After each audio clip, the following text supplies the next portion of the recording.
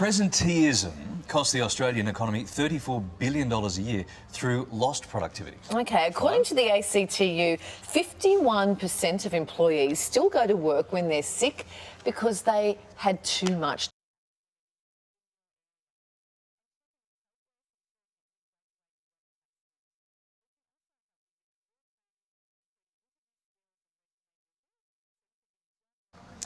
Presenteeism costs the Australian economy $34 billion a year through lost productivity. OK, according to the ACTU, 51% of employees still go to work when they're sick because they had too much to do, with 28% saying they felt pressured to attend work. Sick days accommodate for employees when they're under the weather, but should the same apply for mental health? In recent years, the conversation around the issue has been growing, with health experts encouraging workers to manage stress by taking some personal days to relax and to recharge. Yeah, so what are the benefits of taking the occasional day off work? For more, we're joined by innovation and leadership consultant Andrew Grant. Hi, Andrew. Morning, Andrew. Hi.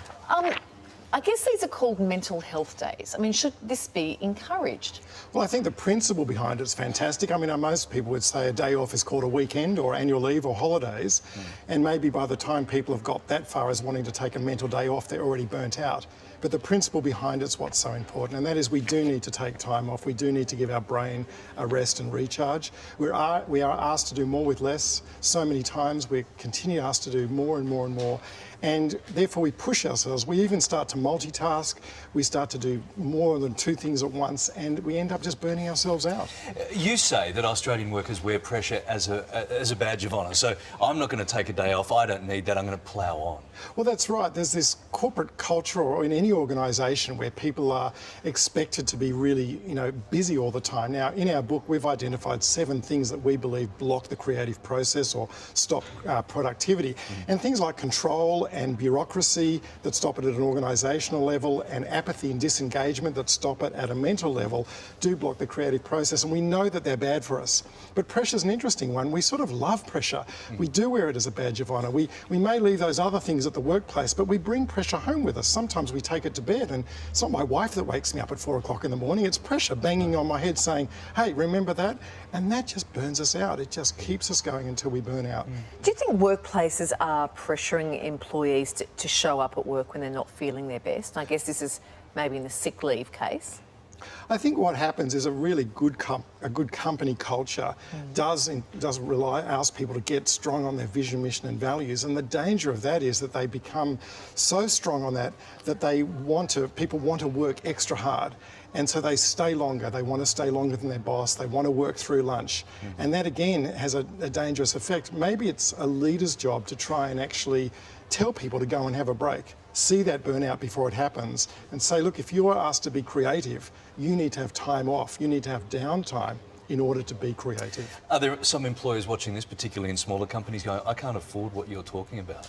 I have 8 people here, and if one of is sick with the flu and one of them has a mental health day, then my business is stopping. Absolutely, and I think we have to ask, as I said, by the time they get to that stage, the warning signs are already there, and by the time people have to take that mental day off, I think it's too late. But that small employee group, it's going to be a trade-off. If you want people to be creative, if you want people to be productive, we need to give them the downtime.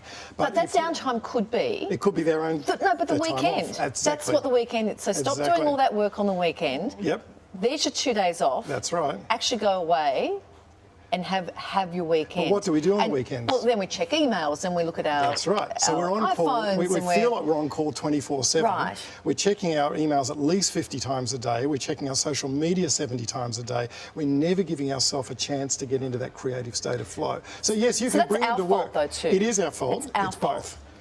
We need to come to work, and we need to know that what are we being asked of. If we're being asked to be creative, if we're being asked to be productive, then we need to give ourselves the mental space to do it. On the other hand, if we're just asked to show up and be a robot, sure, we could work a lot longer.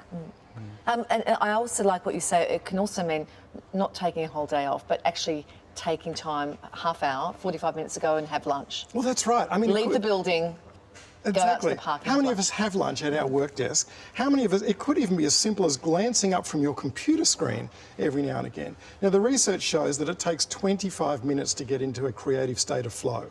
So to get into that creative state of flow where you're asked to be creative and come up with new ideas takes 25 minutes. If we're checking our emails, if we're being interrupted, if we're on social media every 24 minutes and 59 seconds, we can go days, weeks, months, years and never be creative because we're not using the creative part of our brain. We're always in that emergency fight, flight or freeze part of our brain, which is designed for an emergency. But how many of us live in the workplace in a constant state of emergency? So that's the problem.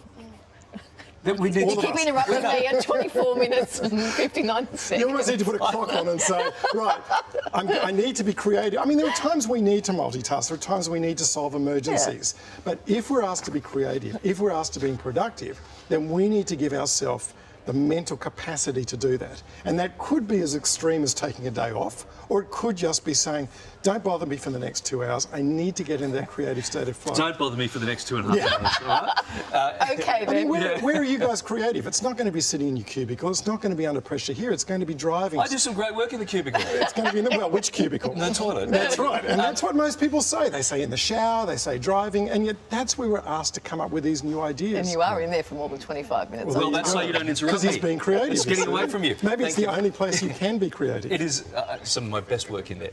Thank you very much. Thank you. Andrew Grant has authored a book on this subject. It is called Who Killed Creativity? It's out now.